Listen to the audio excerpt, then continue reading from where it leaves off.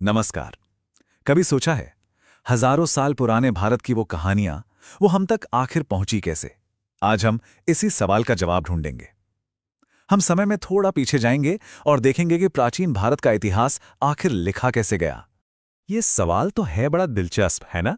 जरा सोचिए, एक ऐसा जमाना जब ना कागज था, ना कोई प्रिंटिंग प्रेस, तब की बातें आज हमें कैसे मालूम है?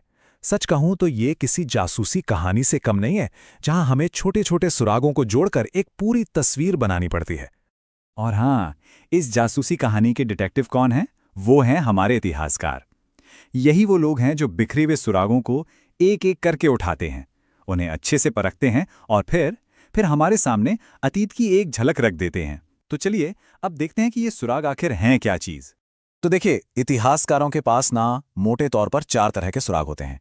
सबसे पहले आते हैं धर्म ग्रंथ, जो हमें उस समय की आस्था और समाज की कहानी बताते हैं। फिर आते हैं ऐतिहासिक ग्रंथ, जो राजाओं और घटनाओं का सीधा सीधा ब्यौरा देते हैं।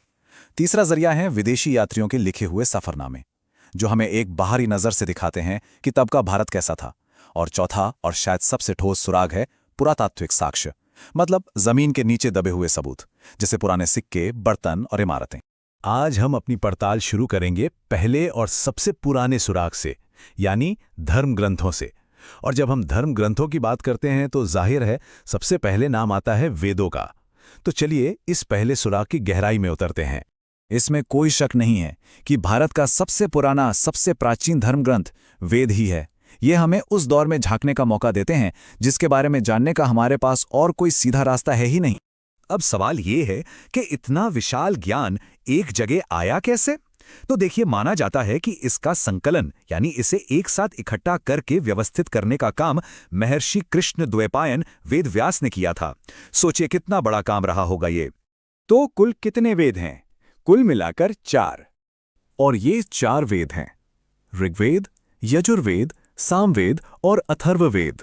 याद रखिए, हर वेद की अपनी एक अलग खासियत है और हर एक हमें उस जमाने की अलग अलग तरह की जानकारी देता है। यहाँ एक बड़ी दिलचस्प बात है, जब हम इन चारों वेदों की बात एक साथ करते हैं ना, तो इस पूरे समूह को एक खास नाम दिया गया है, संहिता। तो जब भी आप संहिता सुने तो समझ जाइए कि चारों वेदों की बात हो रही है। तो चलिए अब इन चारों में से जो सबसे पुराना है, सबसे पहला वेद यानी ऋग्वेद, उसकी दुनिया में थोड़ा और गहरा उतरते हैं। देखते हैं कि आखिर इसमें क्या क्या छिपा है। पूरे ऋग्वेद को ना 10 हिस्सों में बांटा गया है और इन हिस्सों को कहते हैं मंडल। आप इन्हें ऐसे समझ सकते हैं जैसे किसी किताब के 10 चैप्टर या 10 खंड हों। अब इन 10 मंडलों के अंदर हैं कुल 1028 सूक्त। सूक्त का मतलब होता है अच्छी तरह से कही गई बात। असल में ये देवी देवताओं की तारीफ में गाए गए भजन या प्रार्थनाएं हैं।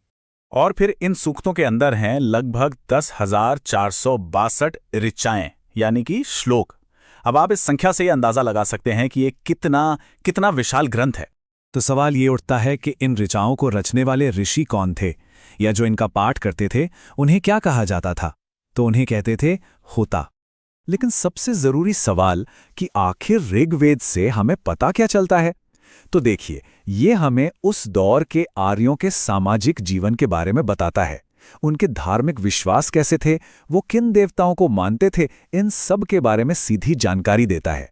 तो ये सिर्फ एक धार्मिक ग्रंथ नहीं है, बल्कि ये हजारों साल पुराने जीवन में झांकने वाली इतिहास की एक खिड़की है। और पता है, ऋग्वेद में एक ऐसा मंत्र भी है जिसे आज भी भारत में लगभग हर कोई जानता है। जी हाँ, वही प्रसिद्ध गायत्री मंत्र। और ये हमें कहाँ मिलता है? ये जानकारी भी ऋग्वेद से ही आती है। ये ऋग्वेद के 10 मंडलों में से तीसरे मंडल में मौजूद है और ये सूर्यदेव को समर्पित है। ठीक इसी तरह एक और उदाहरण देखें तो ऋग्वेद का जो 9वां मंडल है वो पूरा का पूरा सोम देवता को समर्पित है। इससे हमें उस समय के अलग अलग देवताओं के महत्व का अंदाजा लगता है। तो अभी तक हमने देखा कि कैसे वेद और खास तौर पर ऋग्वेद हमें प्राचीन भारत के इतिहास की पहली लेकिन बेहद जरूरी झलक देते हैं।